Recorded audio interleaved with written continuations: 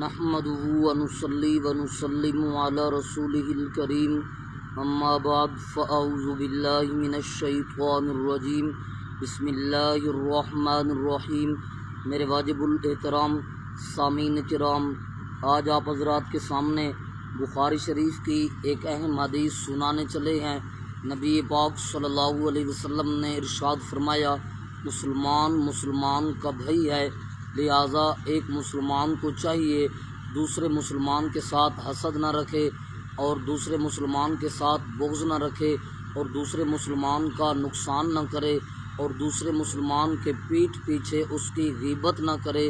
اور یہ بھی ہے کہ ایک مسلمان کو چاہیے کہ دوسرے مسلمان سے 3 دن تک کلام سلام کو نہ چھوڑے۔ کیوں؟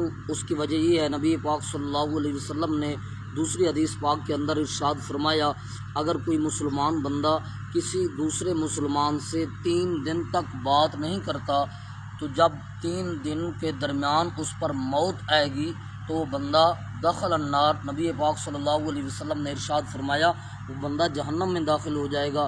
لہٰذا اس سے پتہ یہ چلتا ہے کہ مسلمانوں کے ساتھ قطع تعلقی کا شریعت نے حکم نہیں دیا، بلکہ مسلمانوں کے ساتھ شریعت نے صلہ رحمی کا حکم دیا۔